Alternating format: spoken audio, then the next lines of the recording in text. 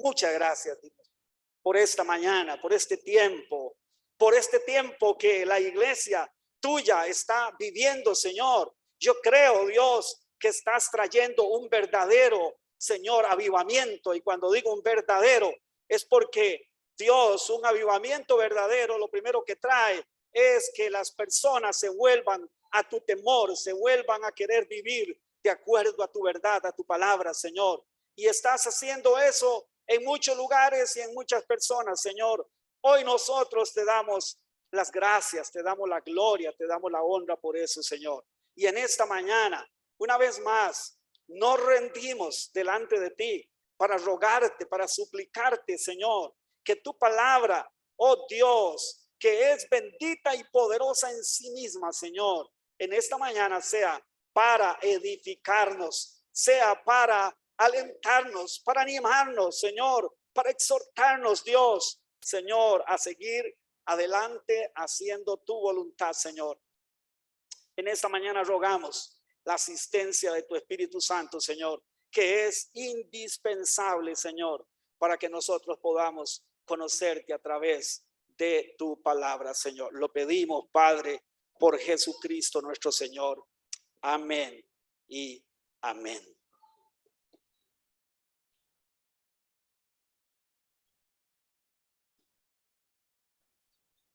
Les invito a que abramos la palabra del Señor en el Evangelio de Mateo. Evangelio de Mateo, capítulo 8. Vamos a estar del verso 28 al verso 34. Estamos en la serie Conociendo el carácter de Jesús el Rey. Y hoy, la palabra de hoy, el sermón de hoy se llama Jesús y el milagro de la salvación. ¿Sí? Hemos estado viendo y destacando algunos milagros que el Señor ha estado haciendo. Sanó a un leproso, sanó a la suegra de Pedro, sanó a un montón de personas, liberó a un montón de personas endemoniadas, a un montón de enfermos, ¿sí? Después de que salió de la casa de Pedro. Pero también vimos la semana pasada, a través de la pastora Cindy, una palabra muy edificante y a la vez retadora y reconfortante sobre cómo Jesús, como Dios, manifestó su poder sobre la naturaleza. Y como vimos, cómo fue Jesús el que llevó a sus discípulos hacia esa tormenta con el propósito de mostrarse como Dios, de mostrarse como el Señor, creador, hacedor y sustentador de todas las cosas, que tiene por lo tanto autoridad suprema sobre todo. Pero vimos también cómo Dios utiliza las tormentas en nuestra vida en un sentido de aplicación. Lo vimos cómo Dios utiliza las tormentas de la vida, las tormentas que vivimos, las utiliza para formarnos, ¿verdad? Para diferentes propósitos. Entonces Dios a veces, algunas tormentas vienen producto de la vida, ya de la vida y de esta naturaleza o de esta tierra que está maldita donde vivimos, y son cosas que vienen producto de eso y que Dios las permite. Pero algunas otras veces hay algunas tormentas que Dios organiza y planifica para entrenarnos a nosotros en la fe y en el crecimiento de Él. Porque por eso es que el Señor nos tiene aquí. Si usted alguna vez se ha preguntado, a ver, ¿y para qué Dios me tiene aquí? Y cuando digo aquí no me refiero a la iglesia local, cimientos de fe, me refiero a la tierra. Me refiero aquí a la iglesia, en la tierra. Mire, Dios te tiene y Dios me tiene con el propósito de que Él nos está formando. Y como dice Pablo en el capítulo 8 y verso 28 en adelante de Romanos, para formar en nosotros su imagen. Esa es la prioridad de Dios. Y Dios va a usar y usa todas las cosas, y las tormentas también las usa para que lo conozcamos a Él. y para que entonces en nosotros sea formada su imagen. Vamos a leer el pasaje de Mateo capítulo 8, verso 28 en adelante, pero luego vamos a ir al otro evangelio sinóptico. Les he explicado lo que eso significa, ¿no? Sinóptico, porque vamos a ver de nuevo que interesantemente cuando leemos solo un relato o una narrativa en un solo evangelio, a veces ese evangelista no da todos los detalles que tal vez el otro da y el otro da, y de esa manera conjuntamente, ¿qué es lo que tenemos? Un panorama más claro, ¿sí? Cuando usted lea los evangelios, no lea solo un evangelio por aparte. Y si usted lee ahí una historia, un relato, léalo en los otros evangelios, búsquelo a ver si en los otros evangelios está y léalo conjuntamente. Y le va a enriquecer mucho más. Esta mañana vamos a leer el relato de cuando Jesús dice que después de haber hecho ese milagro extraordinario en la naturaleza de calmar la tempestad y todo esto, llegaron al otro lado. ¿Y saben qué pasó cuando llegaron al otro lado? A la tierra de los Gadarenos o a la tierra de Gadara. Cuando llegaron cerca de esa ciudad de Gadara, Pablo, que vamos a leer aquí, dice que salió al encuentro de Jesús. Vean qué interesante. Mateo dice que 2 hombres endemoniados, y vamos a ver que Lucas dice que 1. Es en estas cosas de las Sagradas Escrituras que las personas que no entienden dicen que son las contradicciones que desacreditan a la palabra de Dios. Pero déjeme decirle que lo que sucede es que Mateo, que es un testigo ocular, o sea, es un testigo que está ahí, no así Marcos ni Lucas, y eso no lo hace menos creíble el testimonio de ellos. Pero como Mateo está ahí, Mateo sí ve toda la escena, y Mateo entonces destaca que eran 2. Pero vamos a ver que como Lucas cuenta un relato que le han contado los mismos discípulos, él habla y se concentra solo en 1. Entonces, para no enredarnos, vamos a hablar como que es 1, pero en realidad eran 2. ¿Sí? Vamos a leerlo. Vaya conmigo entonces a Mateo 8:28 en adelante. Dice: cuando llegó a la otra orilla, a la tierra de los Gadarenos, vinieron a su encuentro 2 endemoniados que salían de ¿adónde? Solo para que usted y yo empecemos a tener una idea cuál era la condición espiritual, moral y en todos los sentidos de estos hombres o de este hombre. Vea cómo era. ¿Salieron de dónde? De los sepulcros. ¿De qué manera? Feroces en gran manera. Oiga, eran casi, perdonen la expresión, eran casi como fieras. Era casi como encontrarse 2 lobos o dos osos o 2 leones feroces. En fin, 2 dice que eran feroces en gran manera. Escuche, tanto que nadie podía pasar por aquel camino. Y clamando, diciendo: ¿qué tienes con nosotros, Jesús, Hijo de Dios? ¿Has venido acá para atormentarnos antes de tiempo? Estaba paciendo lejos de ellos un hato de muchos cerdos, y los demonios le rogaron diciendo: si nos echa fuera, permítenos ir a aquel hato de cerdos. Y él les dijo: id. Y ellos salieron y se fueron a aquel hato de cerdos. Y aquí que todo el hato de cerdos se precipitó en el mar por un despeñadero y perecieron en las aguas. Y los que los apacentaban, ¿qué hicieron? Huyeron, y viniendo a la ciudad contaron todas las cosas y lo que había pasado con los endemoniados.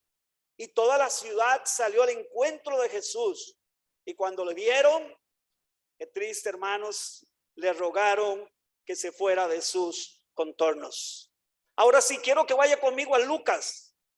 No vamos a leer el de Marcos para no hacerlo tan extenso, pero Lucas nos agrega una serie de detalles que nos hace comprender mejor la situación de este hombre. Vamos a hablar de este hombre. Vamos a hablar en singular, no en plural, sino en singular.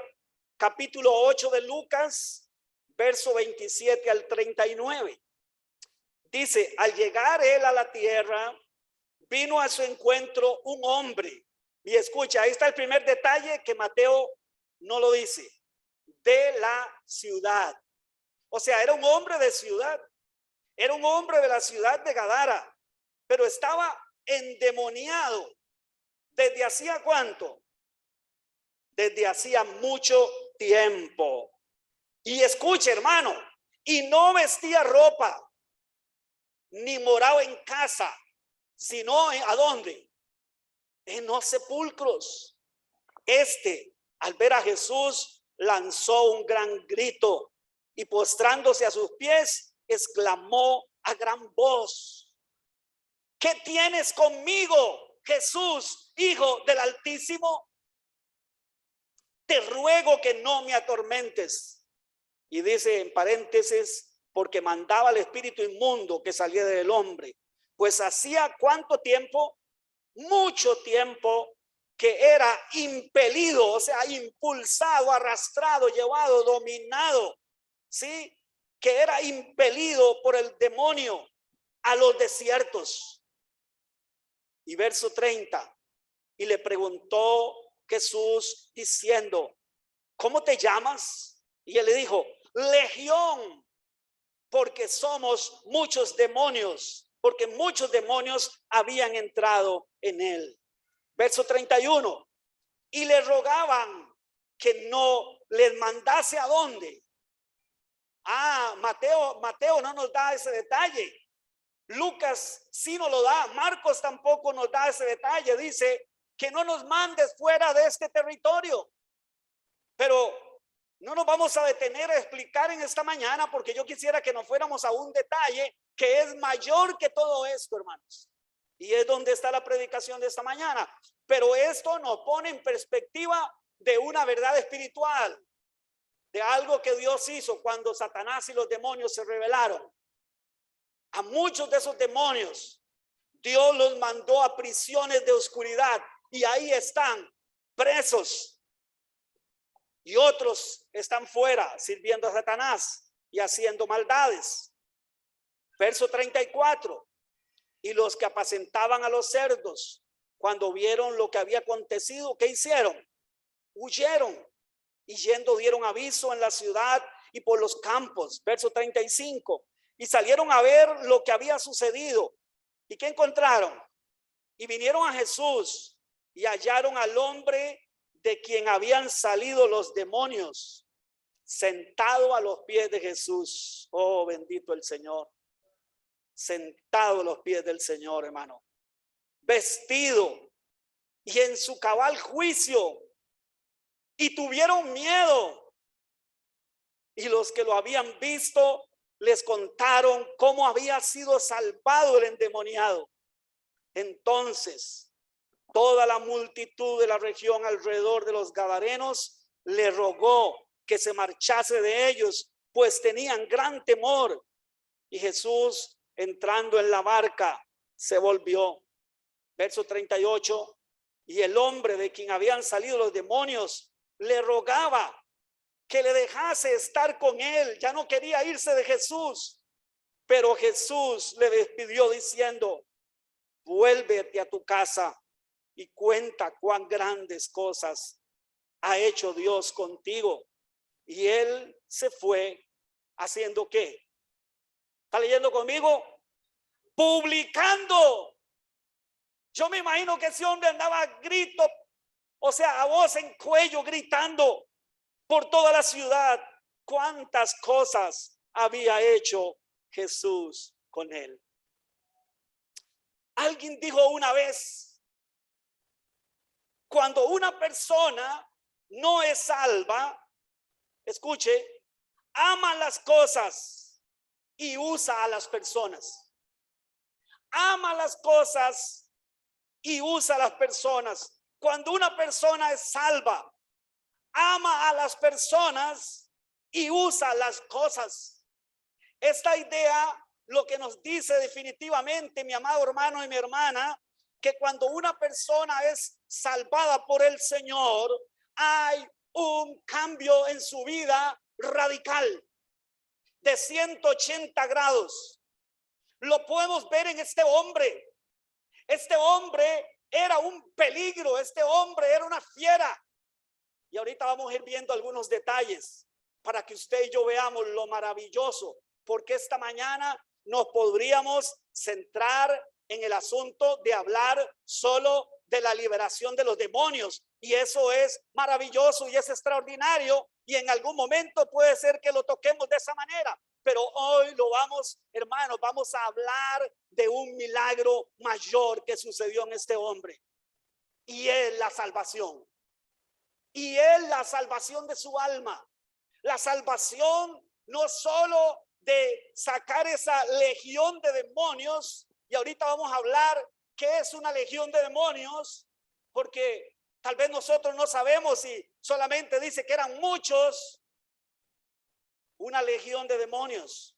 Pero sabe, mi querido hermano y mi hermana, cuando Dios salva al hombre, experimenta una profunda transformación, un cambio total, incluso de su cosmovisión, de su manera de ver las cosas, de su manera de ver la vida. Esta mañana yo quiero, por favor, hermano, yo no quiero, no es un asunto que yo quiero. Decimos a veces yo quiero y usamos la palabra mucho, yo quiero, yo mando, yo hago, yo digo, pero no quisiera que sea un asunto porque yo digo, sino que sea un asunto porque usted y yo, por honor al Señor, recordemos el día que Dios nos salvó, hermanos. ¿Usted recuerda ese día? ¿Usted recuerda el día que Dios le salvó, mi amado hermano y mi hermana? Se me hace, por mi propia experiencia, que a veces las vicisitudes de la vida, las circunstancias de la vida, nos ponen el cielo oscuro en cuestión de que olvidamos de dónde Dios nos sacó. Olvidamos el milagro extraordinario que sucedió en nuestra vida. Déjeme decirle, mi amado hermano y mi hermana, yo no sé si usted recuerda hace cuánto Dios le salvó. Yo no sé si usted recuerda qué día fue, qué fecha fue, en qué mes fue. Yo sí le puedo decir que yo recuerdo que fue en una mañana, un día entre semana, en una mañana, cuando mi vida estaba en la peor de las tinieblas, de las penumbras, cuando estaba viviendo los momentos más horribles y espantosos de mi vida, vino el Salvador a mi vida. En esa mañana, hace ya 35 años, recuerdo como si fuera ahora mismo, como cuando mi corazón estaba más endurecido, como cuando yo estaba en mi corazón más lejos de Dios, como cuando yo estaba más hundido y lo único que veía era tinieblas por todo lado. La luz del Señor resplandeció en mi vida y de una manera extraordinaria y sobrenatural. Fue como un antes y un después. Porque ¿sabe qué, mi amado hermano y mi hermana? Yo no sé cómo fue que eso sucedió, solo Él sabe. Pero cuando yo me di cuenta, yo estaba de 4 pies en el suelo, gritando en el suelo, pidiéndole a Dios misericordia, cuando yo no quería nada con Él, cuando yo no quería nada con el Señor. Él vino y me visitó, Él vino a mi encuentro porque Él es el que viene. No somos nosotros los que vamos a Él, mi amado hermano y mi hermana. Eso no es bíblico. Usted no ve en la Biblia a nadie yendo por sí mismo a Dios. Dios es el que siempre ha ido y va al hombre, hermanos. Ese es el cuadro bíblico. Eso es lo que tenemos claro ahí. Y yo recuerdo esa mañana, ¿sabe qué?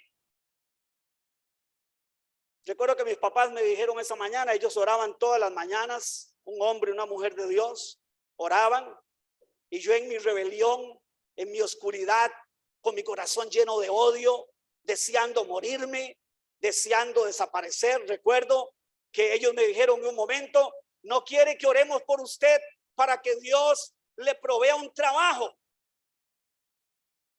Y vea qué misericordioso es Dios. ¿Sabe por qué yo fui ahí a sentarme para que oraran por mí?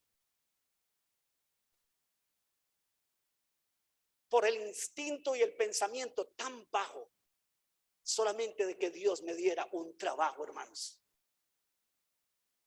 Pero no porque lo estaba buscando, no porque lo anhelaba, no porque lo quería, no porque yo estaba buscándolo a él. ¿Y sabe qué, mi amado hermano y mi hermana? Nunca recuerdo yo sentado en una silla con mi cabeza agachado, como diciendo, ahí está, dame el trabajo, dámelo. Casi que diciéndole a Dios, me lo merezco, ya hace mucho que no tengo trabajo y me tienes de esta manera, tienes que dármelo. Típico de un corazón impío que cree que Dios tiene que darle, que Dios tiene que hacerle. ¿Sabe qué, mi amado hermano? Y en un abrir y cerrar de ojos, cuando yo volví en sí, yo estaba de 4 pies en el suelo, hermanos. Yo no sé cómo, pero él vino. Y es que cuando él viene, ¿sabe qué, mi amado hermano? Y hace un llamado irresistible. Nadie le puede decir que no, porque él es el Señor. Y así como a Pablo le pasó, que en su mente solo había maldad, en su mente solo estaba el ir a hacer el mal contra el Señor y contra su iglesia. El Señor le apareció a Pablo y ¿sabe qué? Un abrir y cerrar de ojos. Pablo estaba en el suelo, en el piso, ciego, ¿sí? Y gritando y diciendo, ¿qué quieres que haga, Señor? Ese no es el mismo Pablo que estaba persiguiendo a la iglesia y matando a los cristianos. Pero ¿sabe qué, mi amado hermano y mi hermana?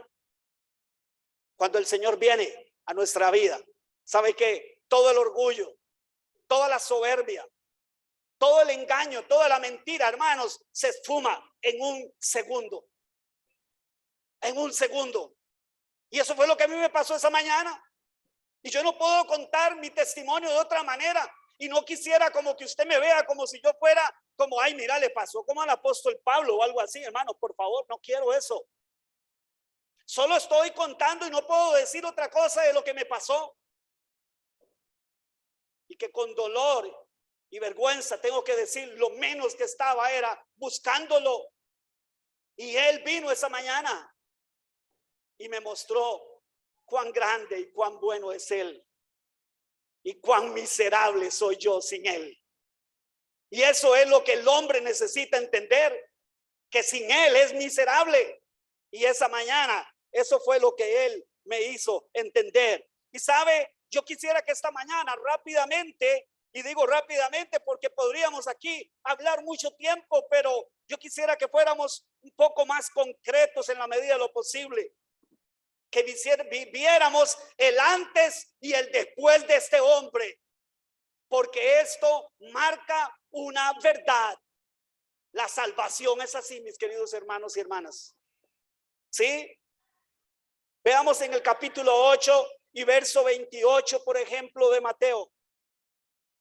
Dice, feroces en gran manera. Eran como bestias salvajes, hermano. Suena feo porque eran 2 seres humanos con la imagen de Dios, pero al estar poseídos por una legión de demonios, ¿sabe cuánto era una legión de demonios? Aproximadamente 5,000 demonios. ¿Y cómo sabe usted, pastor? Bueno, porque ese término legión en el Nuevo Testamento viene, por ejemplo, del ejército romano. Y las legiones en el ejército romano tenían esa cantidad de soldados, 5,000 soldados. Entonces, es una deducción que se hace, ¿no? Una legión en el Nuevo Testamento es un aproximado o 5,000 cosas, 5,000 personas, en este caso 5,000 demonios. Bueno, estos 5,000 demonios tenían a este hombre como siendo como una fiera, al punto que nadie podía pasar por aquel camino, hermanos. Verso 29. Y dice, y clamaron diciendo, y fue cuando vinieron diciendo, ¿qué tienes con nosotros, Jesús? ¿Vienes a atormentarnos? ¿Sabe, mi amado hermano y mi hermana? Este hombre, antes de ser salvado por el Señor, era un peligro, era un problema para la sociedad, para los habitantes de aquella ciudad. La gente sabía que por ahí no se podía pasar. ¿O ustedes creen que el susto que esta gente tenía al ver a ese hombre totalmente transformado era en vano? No, mi hermano, mi hermana. Es que aquello era sabido en la tierra de Gadara, que por ahí no se podía pasar. Que habían 2 hombres ahí, hermanos, que eran como fieras salvajes, que a cualquiera que pasaban ahí lo iban a despedazar, lo iban a matar. La gente sabía que pasar por ahí corría un gran riesgo, que podían ser objeto de un gran daño. Lucas en el 8:27 dice, endemoniado desde hacía mucho tiempo. Escuche, hermano, la condición moral, física de estos hombres o de este hombre. Y no vestía ropa, era una persona que andaba desnuda. Usted se puede imaginar lo que este hombre sufría cuando esos demonios, hermanos, se apoderaban totalmente de él y lo impulsaban hacia el desierto. ¿Usted sabe lo que eso significa? Que en el día es un calor de más de 40 grados y en la noche son temperaturas bajo cero. Este hombre tenía que haber sufrido demasiado, hermanos. Su cuerpo, él, en su alma, en sus emociones, en su físico, llevaba un gran sufrimiento, porque estos demonios lo impulsaban, dice, lo impelían hacia el desierto, lo llevaban, lo arrastraban totalmente, hermanos. Él no tenía fuerza de voluntad para decir no. Y escuche, hermanos, lo más triste de todo esto, ni moraba en casa. ¿Sabe qué? Había dejado a su familia botada. No podía vivir en su casa. Era un peligro para su misma familia. Era un peligro para la ciudad. Era un peligro para todos. Y escuche dónde vivía, hermanos, en sepulcros. Más o menos donde se sabe hoy por la arqueología que estaba la ciudad de Gadara o esa parte donde Jesús llegó. Sí, se han encontrado en una ladera, se han encontrado sepulcros. Cuando nosotros hablamos de sepulcros, nos imaginamos como nuestros días, ¿no? Occidente, huecos en la tierra hacia abajo, con hecho de cemento y todo esto, hermanos. No. ¿Sabe cómo enterraban a las personas? Hacían cuevas, sí, y luego ponían piedras para que los animales no se comieran los restos, para que nadie se robara el cuerpo, en fin. Pues ahí había muchos sepulcros, posiblemente unos estaban vacíos, y ahí era donde estos hombres vivían, en sepulcros, donde habían enterrado a personas, donde se habían podrido personas, hermanos, ahí estaban ellos viviendo. ¿Qué comían? No sabemos qué comían. Posiblemente, hermanos, comían como bestias, comían lo que se encontraban en cualquier lugar. No sabemos cómo estas personas subsistían. Lo cierto es que la condición que tenían era horrible, era espantosa. Humanamente, ¿sabe qué, mi amado hermano? Por lo que podemos leer, era un caso perdido para las personas. Humanamente era un caso perdido, no había nada que hacer. Posiblemente la gente lo que pensaba es que este hombre era un hombre demente, era un hombre loco, como generalmente nosotros creemos cuando vemos a una persona ahí afuera comportándose de una manera extraña. Hoy sabemos que mucho de eso es por el efecto de drogas, pero déjeme decirle, mi querido hermano y mi hermana, que pudiera ser que en algunos casos Muchas de esas personas lo que estén es poseídas también por demonios. Al igual que este hombre, al igual que estos hombres. A mí nunca se me olvida una vez que yo venía de mi trabajo para mi casa, hermano.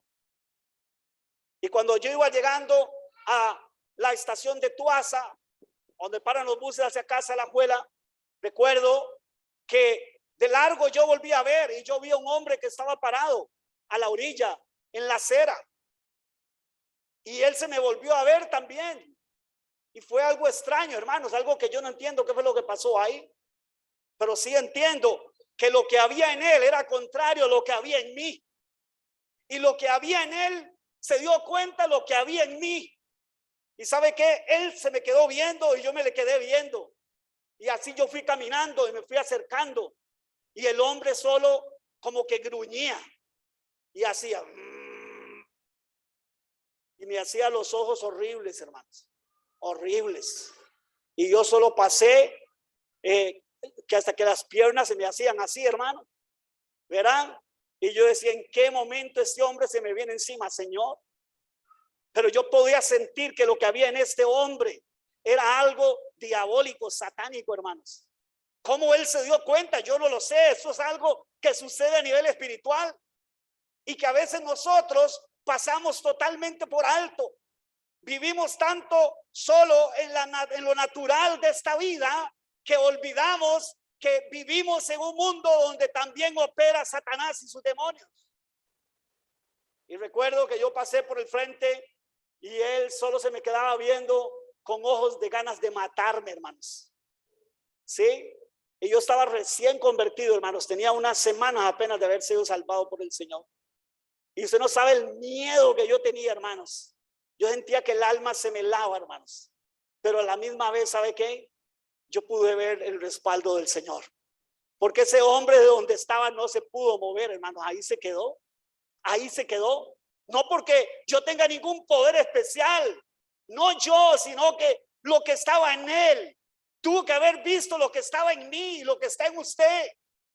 Que es Cristo el Señor, su Espíritu Santo. ¿Sabe? Este hombre, mi amado hermano, posiblemente era tenido por el loco, furioso, que había en Gadara y donde nadie podía pasar, porque si pasaba, posiblemente lo mataba. Pero ¿sabe qué es lo maravilloso de esto? Que Jesús cruzó al otro lado para venir a su encuentro. ¿Sabe qué es lo maravilloso de esto? Que Jesús, después de haber hecho el milagro sobre la naturaleza, le dijo a los discípulos, ahora sí vamos a una nueva lección. Vamos para que ustedes vean el poder que hay en el Hijo de Dios. Vamos para que vean, porque dice que los demonios lo conocieron y le dijeron, ¿qué tienes, Jesús, con nosotros, Hijo del Altísimo? Ellos sabían quién era Jesús, hermanos. La gente que estaba ahí no sabía lo que estaba sucediendo en este momento. Los mismos discípulos no sabían lo que estaba sucediendo en este momento. Pero ¿sabe qué es lo que estaba sucediendo? Que el Rey de Gloria, que el Señor Todopoderoso, que los había tirado, los había echado del cielo, hermanos, como un rayo. Sí, era el mismo que ahora estaba viniendo en persona para liberar a este hombre de 5,000, nada más y nada menos que de 5,000 demonios. Y entonces esos demonios dijeron, no nos atormentes, o es que vienes a atormentarnos antes de tiempo. ¿Usted sabe qué es lo que eso significa? Que ellos saben que a ellos lo que les espera es el tormento eterno. Ellos saben y ellos creyeron que era el momento en que el Señor venía a hacer juicio sobre ellos para mandarlos ¿a dónde? Al abismo. Y ellos entonces dicen, bueno, no nos mandes al abismo, por favor, porque ellos saben que ahí hay demonios que están presos desde el día en que se rebelaron y fueron lanzados fuera del cielo. Y ellos dijeron, bueno, al menos déjenos hacer una última fechoría. Déjenos hacer una última fechoría, déjenos hacer algo. Porque no era que ellos iban a meterse en esos cerdos para vivir. El diablo y los demonios no están interesados, hermano, en metérsela a un chancho. El diablo y los demonios están viendo a ver cómo engaña y cómo logra, si es posible, entrar en la vida de una persona, pero de una persona que tiene la imagen de Dios, para destruirla, para llevarla por otro camino, lejos de la gloria de Dios. Y así estaba este hombre. Este hombre estaba totalmente viviendo una vida, mi amado hermano, desastrosa, terrible. Pero ¿sabe qué, mi amado hermano y mi hermana? Yo sé que usted lo sabe. Y es algo que a veces nosotros perdemos de vista. ¿Cuánto sufre el pecador, hermanos? ¿Cuánto maltrata el pecado? ¿Cuánto maltrata la esclavitud del mal? Porque ese es el plan de Satanás y sus demonios. Eso es lo que Satanás y sus demonios hacen a través del engaño, a través de la corriente de pensamiento de este mundo. Tal vez usted y yo no estábamos con una legión de demonios adentro, pero éramos esclavos de Satanás al fin, igual. Y déjeme decirle, mi amado hermano y mi hermana, que si usted y yo hemos sido salvados por el Señor, usted y yo sabemos lo que es el antes y lo que es el después. Lo que es el vivir en tinieblas y lo que es vivir en luz. Lo que es vivir en esclavitud y lo que es vivir en libertad. Usted y yo sabemos lo que es eso. Y eso es lo que estamos viendo aquí. Sí, este hombre, ¿quién era? Una persona totalmente, hermanos, esclava. No tenía voluntad propia. Cuando una persona está poseída por demonios, sus emociones están tomadas. Todo su ser está tomado, como es este el caso. Y este hombre, dice Marcos, que se hacía daño con las piedras. O sea, él mismo, los demonios, atentaban contra su propio físico. Y él mismo tomaba piedras y se golpeaba con piedras, hermano. Solo para que nos imaginemos cómo podría estar el físico de este hombre. Posiblemente todo ensangrentado, lleno de heridas, de cicatrices, desnudo, viviendo en un sepulcro, siendo temido por las personas. Posiblemente ni su familia se le quería acercar porque tenía terror. En fin, ¿y sabe qué es lo más terrible, mi amado hermano y mi hermana? Que este hombre estaba en condenación. Que este hombre estaba como estuvimos usted y yo en otro tiempo, en condenación, lejos de Dios, lejos de tener el Espíritu Santo, lejos de tener la paz que trae la salvación de Dios. Por eso decíamos ahora que cuando una persona no es salva, sabe que ama las cosas y usa las personas. Eso se llama degradación moral y espiritual total. Cuando las personas no tienen el Espíritu Santo, no han sido salvadas, aman las cosas y a las personas las usan. Pero cuando una persona es salva por el poder del Espíritu de Dios, ¿sabe qué? El asunto se invierte. Y ahora las personas, los creyentes, empezamos a amar a las personas y a usar las cosas, a ver las cosas como cosas y a las personas como personas, a darles el valor que tienen delante del Señor. Ahora, este hombre estaba en esta situación terrible, caótica. Nadie lo había podido liberar e incluso nadie lo había podido ni siquiera contener, hermano. Dice que lo habían encadenado, le habían puesto. Usted se puede imaginar lo que eso es, hermano. Yo creo que usted y yo nunca hemos visto algo igual. ¿Usted ha visto alguna persona alguna vez romper cadenas? Yo nunca he visto ver algo semejante. Debe ser tan pero tan asombroso y a la vez espantoso que debe de llenar de temor a cualquiera. Pero una persona fuera de sí, dominada por 5,000 demonios. Imagínense que era tal el poder de esos demonios en ese hombre que le podían cadenas y rompía los grilletes y rompía las cadenas, hermano. Por eso digo que humanamente no tenía ninguna oportunidad de salvación. Aquí es donde muchas veces las personas dicen, esa persona ya no tiene arreglo. Esa persona ya no tiene esperanza. Esa persona, así como usted la ve, así muere. Y esto era lo más seguro lo que creían de este hombre. Su familia, con todo el dolor de su alma, posiblemente dijeron, fulano de tal, ya de ahí no se escapa, de ahí no sale. Ahí vamos a encontrarlo muerto. Ahí vamos a tener que ir, si es el caso, a recoger su cadáver para enterrarlo. Pero de ahí ya nadie lo saca. Ni siquiera lo podían contener, hermano. Menos cambiarle. Pero nadie sabía lo que iba a pasar ese día, hermanos. Nadie sabía. Él no sabía.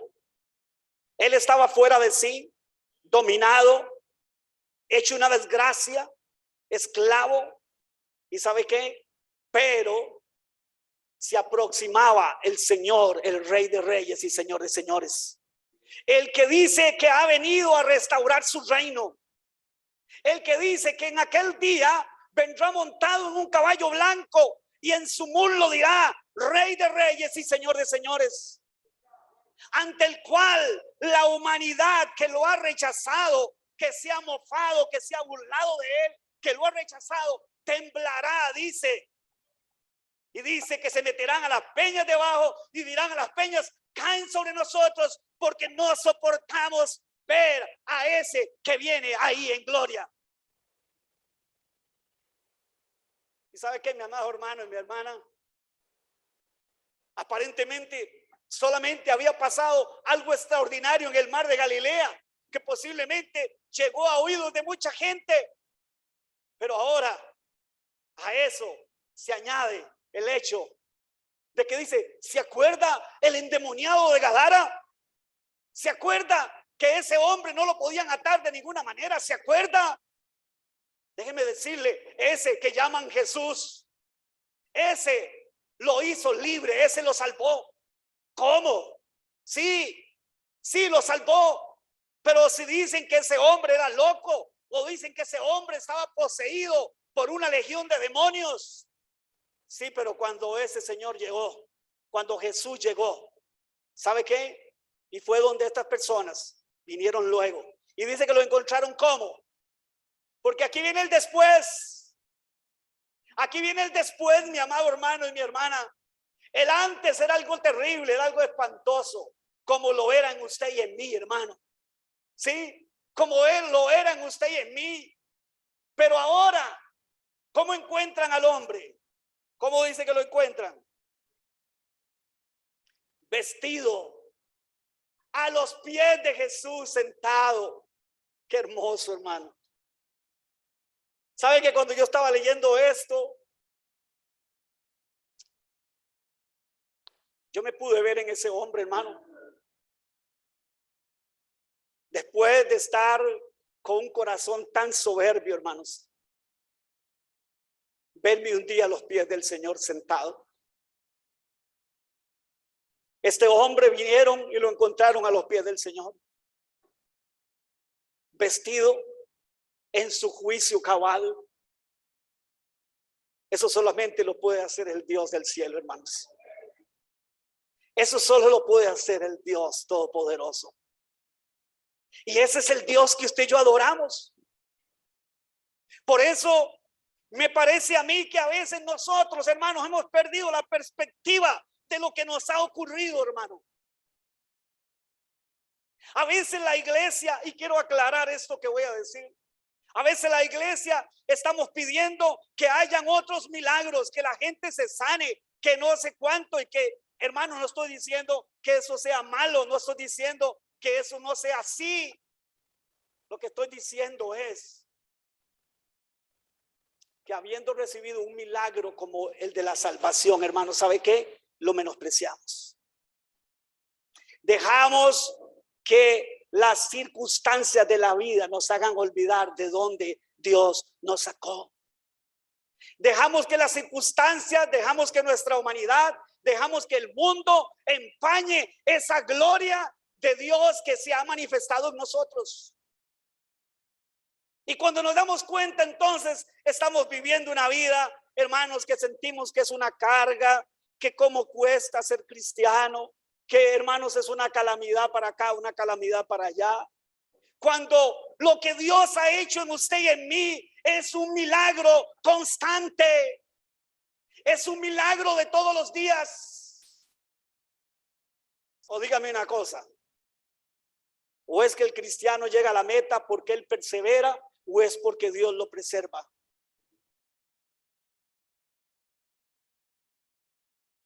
Ciertamente la Biblia dice que nos manda a perseverar, ¿cierto?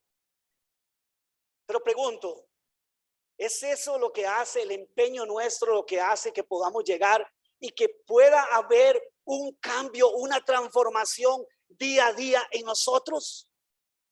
¿O es ese poder glorioso de nuestro Señor Jesucristo que cada día nos va cambiando como a su imagen, hermano?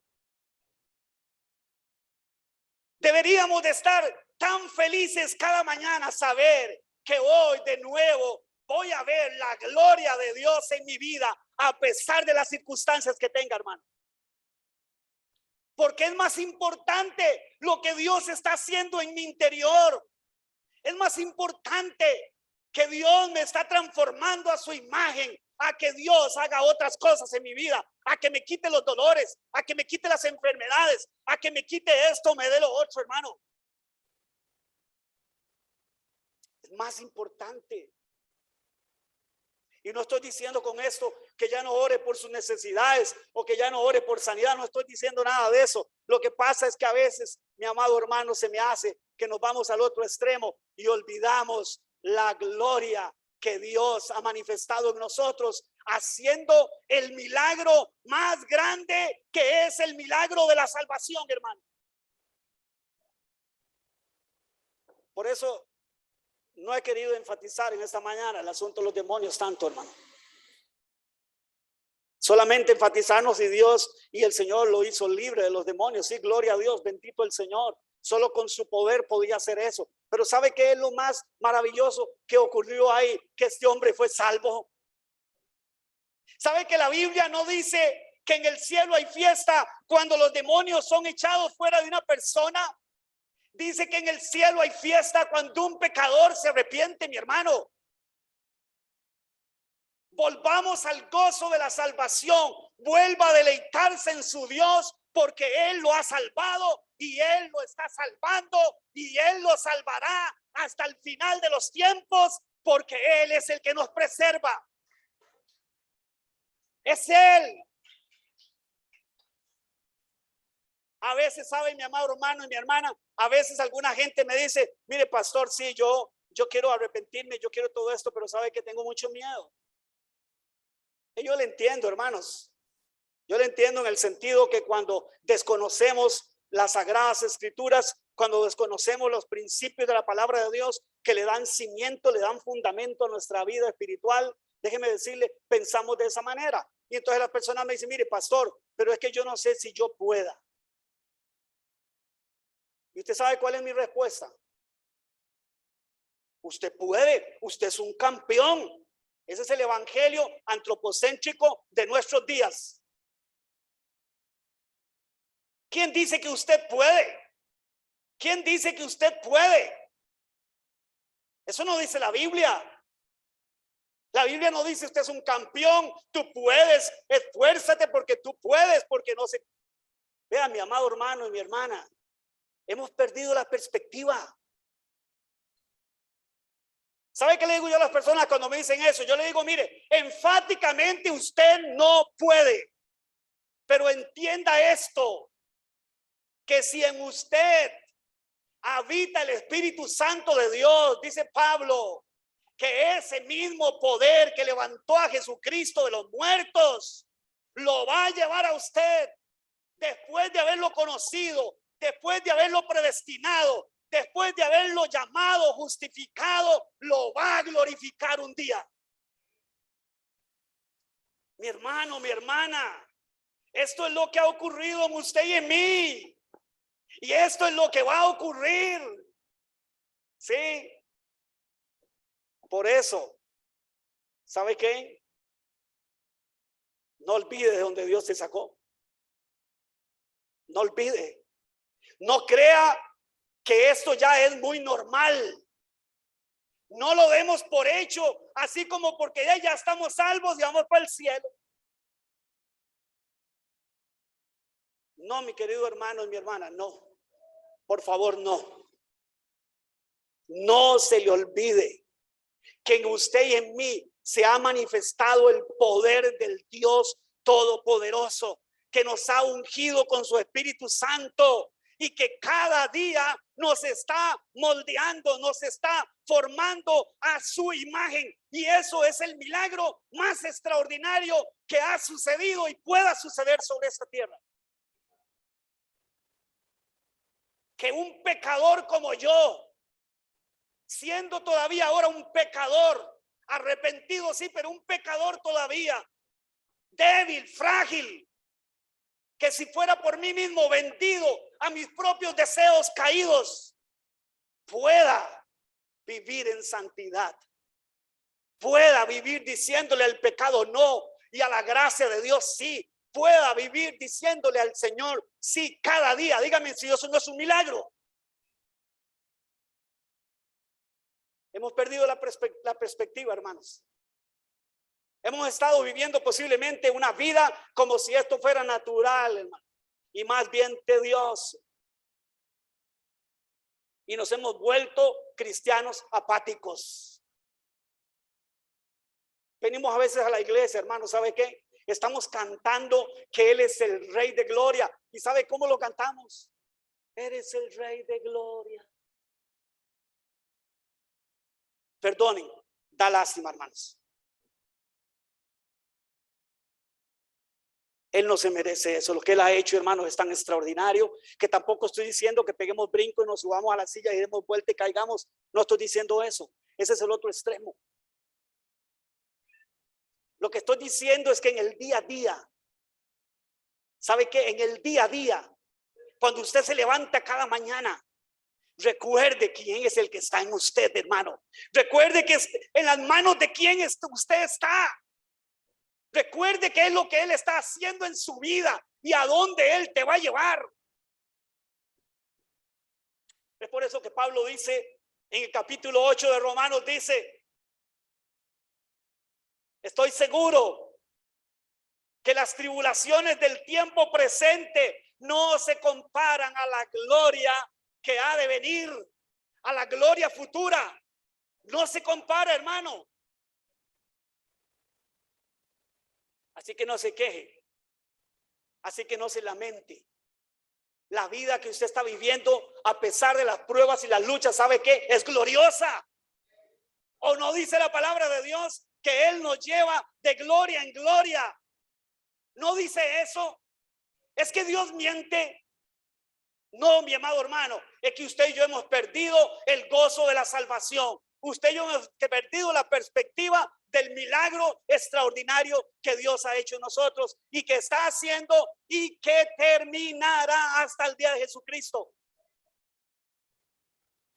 Déjeme decirle algo: a Dios nunca nadie le ha echado a perder un plan, hermanos. Ni nadie se lo echará a perder, porque Él es el Señor. Él es el soberano. Él es el que tiene control absoluto de todas las cosas. Cuando los hombres no daban un 5 por este hombre, vino el Rey de Reyes y Señores, señores, y dijo: esperen para que vean lo que yo voy a hacer con él. Voy a hacer de él un evangelista. Voy a hacer de él un pregonero de justicia. Ahora, yo me imagino que cuando la gente lo vio llegar a la ciudad, seguramente de momento salió corriendo. Y dijeron: ahí viene el loco, ahí viene aquel que mata gente, aquel que Dios guarde pasar por ahí. Pero ¿sabe qué? Cuando lo escucharon, se dieron cuenta que algo extraordinario había pasado. Y aunque esta gente mala y dura de corazón le dijeron al Señor: váyase de aquí, no lo queremos en este lugar, no dudaría que mucha gente vino al conocimiento del Señor. ¿Sabe cómo? A través de este hombre. Cuando empezaron a verlo, pero que ya no es el mismo, es que ya no lo atan con cadenas, es que ya no es el mismo, ahora anda vestido, ahora anda en su sano juicio, ahora anda hablando de lo que ese Jesús le hizo, ahora anda diciendo que vengan a Jesús porque Él es la única esperanza. ¿Sabe qué, mi amado hermano y mi hermana? Así es como tienen que transcurrir los días en nuestra vida. Y no estoy hablando de emocionalismos, no estoy hablando, hermanos, de super fe, no estoy hablando de eso, que eso también es falso. Estoy hablando de que en el día a día, hermanos, donde quiera que estemos, podamos levantar nuestros ojos al cielo y saber que continúa ocurriendo un milagro en nosotros. Un milagro está ocurriendo, hermanos. Un milagro. ¿Ha leído Filipenses capítulo 1, verso 6? Dice el apóstol Pablo. Filipenses 1:6. Estando persuadido de esto. Escuche, le dice a los hermanos de Filipos: mire, hermanos, yo estoy persuadido. Mire, para que Pablo dijera que él estaba persuadido, lo que está diciendo, esto es una verdad inconmovible, espiritual para los creyentes, para ustedes los creyentes.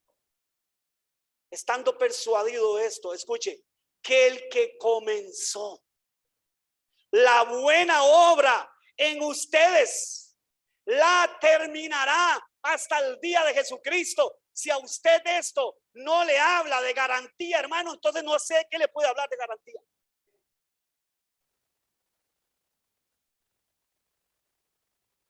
Nos vemos a nosotros mismos y decimos: pero que yo ni siquiera merezco ser cristiano. ¿Y quién dijo que era por merecimientos? ¿Y quién dice que si es porque usted ayuna mucho y ora mucho y ayuna mucho y hace mucho esto y hace mucho lo otro? ¿Y quién dijo que es por eso, hermano? Aunque tenemos que hacerlo porque es parte de la disciplina espiritual, sí, pero ¿quién dice que es por ese mérito? ¿Sabe? Hemos entendido mal este asunto, hermano. Es necesario que nuestra mente, nuestro corazón se centre en la verdad de Dios. Porque déjeme decirle que la salvación, no me decía mi esposa ahora, no es un mérito humano, por Dios. ¿O cómo fue? Por gracia vinimos a ser salvos. ¿Y ahora por qué somos salvos?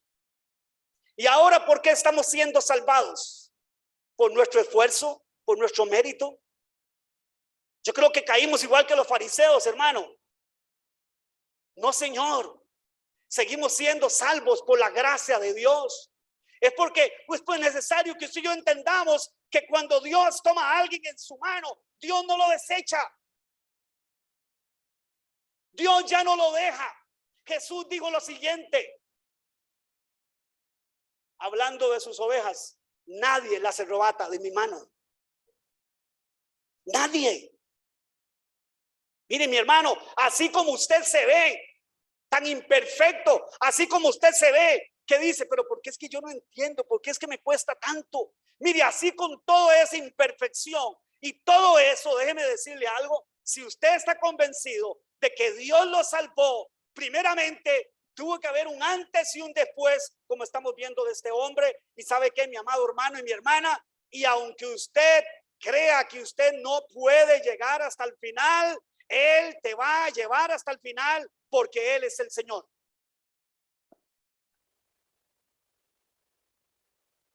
Así que más nos vale que empecemos a valorar esta salvación tan grande, hermanos. Que empecemos a valorar esta salvación tan grande. Tal vez los años, tal vez las circunstancias, tal vez lo vivido incluso dentro de la misma iglesia, tal vez lo que ha sucedido en su vida ha entenebrecido su cielo, y usted ve la vida cristiana oscura y la ve de una manera apática. ¿Sabe qué? Dígale: Señor, abra mis ojos Abre mis ojos. Quiero verte realmente como tú eres. Quiero conocerte como tú eres. Quiero vivir una vida cristiana como es digno de que yo la viva. Como es digno para ti, Señor. Como es digno, como a ti te agrada. Porque el milagro, mi amado hermano, todavía sigue obrando. El milagro sigue obrando. En este hombre no quedó solamente en que lo liberó de los demonios, no, lo hizo salvo. Lo salvó, ahora él es un evangelista, pero más que un evangelista, ahora es un hijo de Dios. Ahora ya no está poseído por los demonios, ahora está lleno del Espíritu Santo. Y ahora está proclamando a Cristo, lleno del Espíritu Santo, diciendo: Él me salvó, Él es el Señor, Él es el único que puede salvarte, Él es el único que puede cambiar tu vida.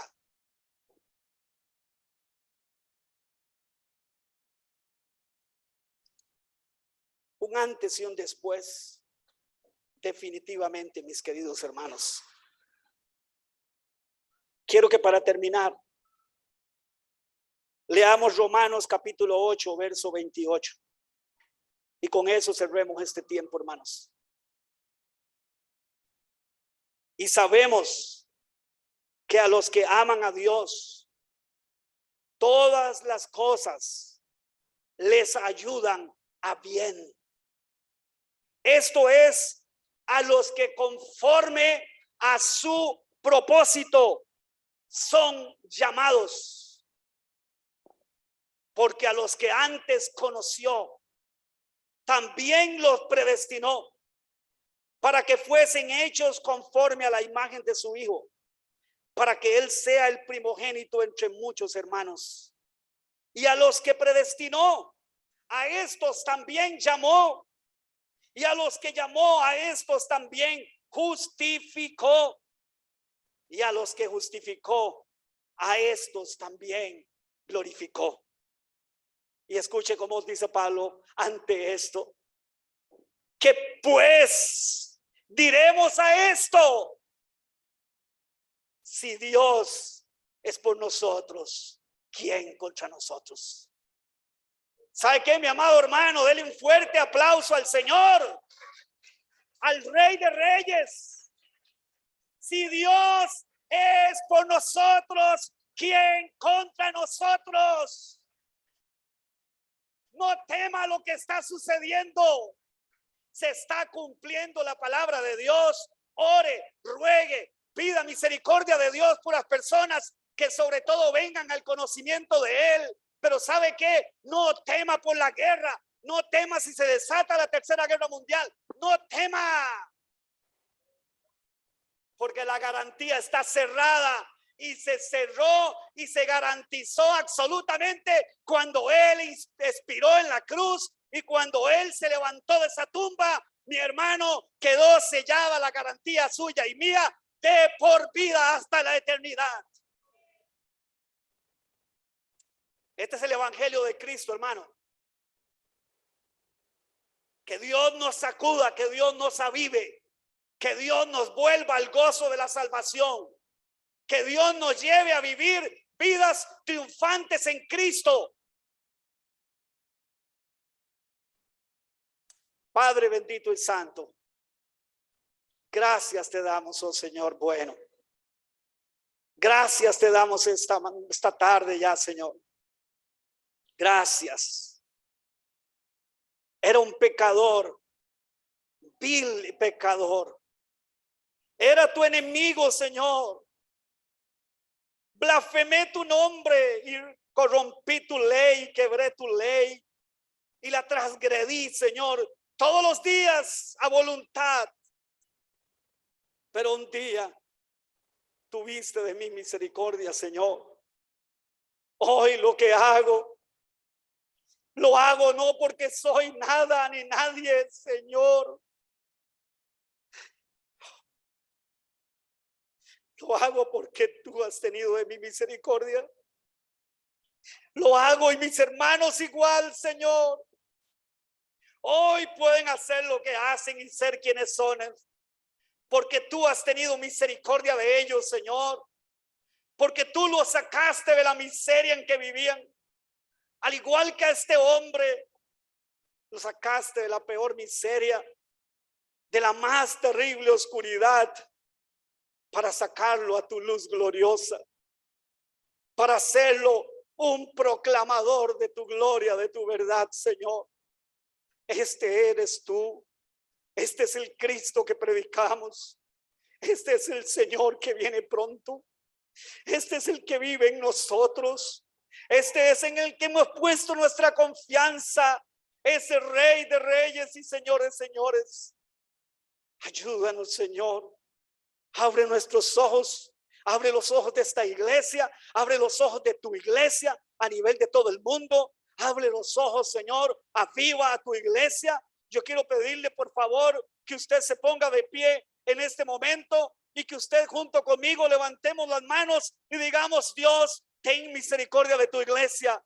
Aviva a tu iglesia, Señor. Trae a tu iglesia al entendimiento de tu evangelio glorioso. Trae a tu iglesia, Señor, al conocimiento de tu verdad, que podamos volvernos a la fuente de tu verdad, Señor, y vivir una vida en medio de las circunstancias, en medio del dolor, en medio del llanto, en medio de la tribulación, en medio de la tormenta, pero que podamos vivir proclamando tu nombre, viéndote cada día, Señor, cómo tú obras, cómo tú permites la tormenta, pero luego reprendes la tormenta y nos sacas de ella. Como tú, oh Dios, oh Señor, permites la necesidad, pero luego nos provees y nos llevas adelante, Señor. Bendito es tu nombre, Señor. Esta mañana nosotros rogamos, Dios, aviva a tu iglesia, aviva a tu iglesia, aviva a tu iglesia. Un verdadero arrepentimiento, un verdadero volvernos a ti, Señor, al Dios de gloria. Este mundo necesita escuchar de ese Dios poderoso que cambia, que transforma,